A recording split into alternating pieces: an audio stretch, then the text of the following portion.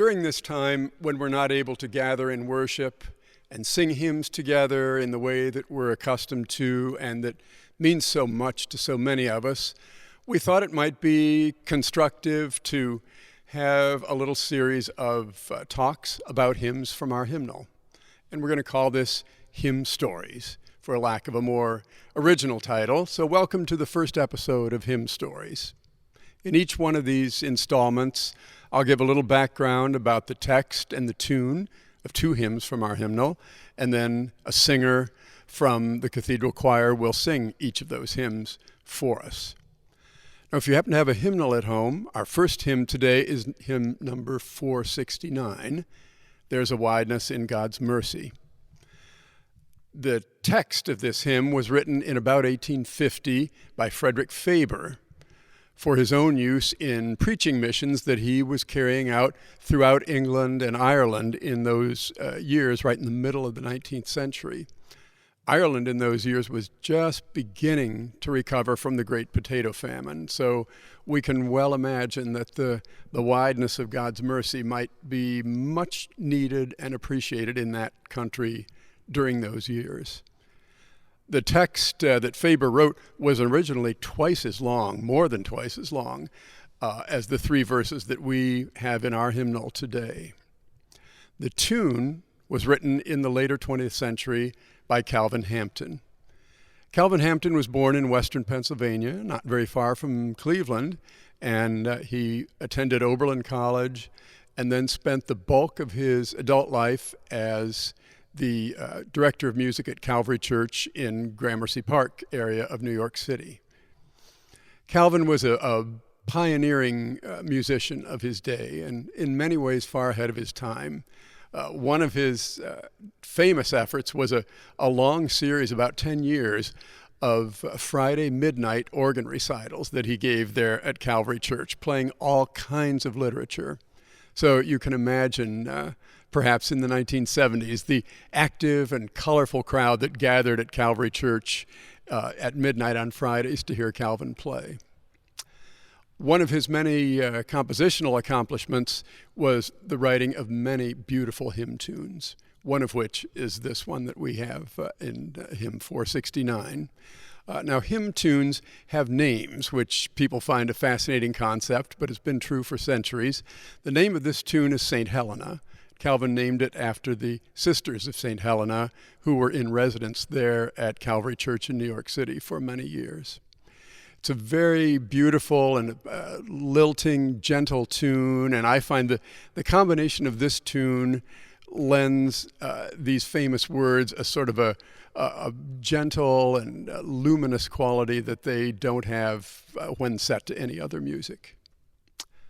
Soprano Kristine Caswelch is going to sing this tune for us now, and you're welcome to sing along either inwardly or out loud.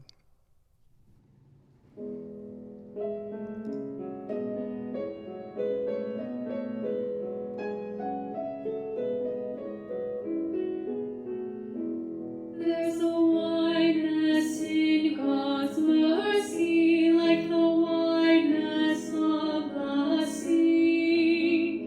There's a kindness in His justice, which is more than bitter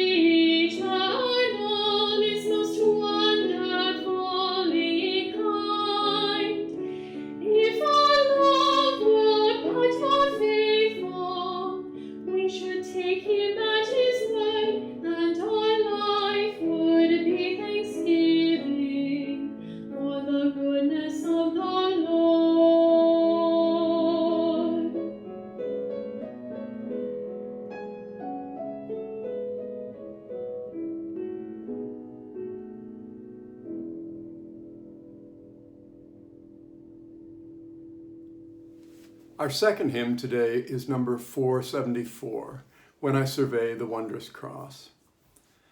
This coupling of the superb text by Isaac Watts with the tune Rockingham is one of the most deeply loved hymns of English-speaking congregations all around the world. Isaac Watts included this text, which is based on Galatians 6:14, in his collection called Hymns and Spiritual Songs, published in London in 1707. Percy Dermer wrote that Watts, quote, in his moments of inspiration, belongs to the great line of English poets. Well, this text is certainly the product of a moment of inspiration, that's for sure. And it has been in Episcopal hymnals steadily since 1825. This form of the hymn tune Rockingham was harmonized by Edward Miller, who included it in his Psalms of David of 1790. Its warmth and the perfect shaping of each phrase makes it one of the very best hymn tunes of its period, and it's been a steady presence in Episcopal hymnals since the mid-19th century. I think many of us find that hymns like this one, with noble tunes and great texts, form some of the deepest sources of inspiration throughout our lives. They're really very, very special.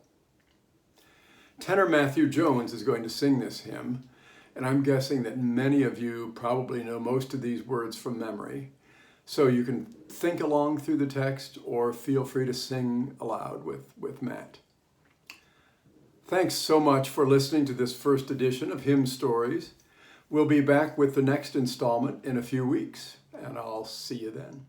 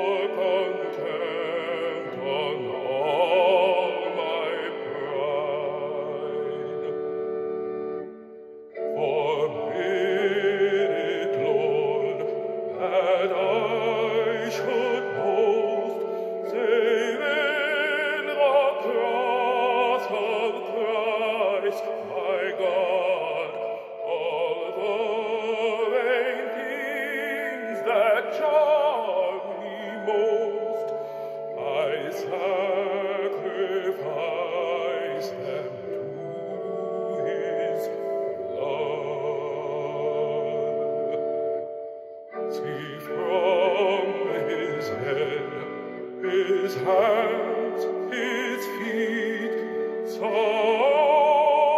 and the flow mingled down, did such love and sorrow meet, or thorns compose so rich a crown. Were the realm of nature mine, that were an offering far too small, of so amazing, so divine, demands my soul.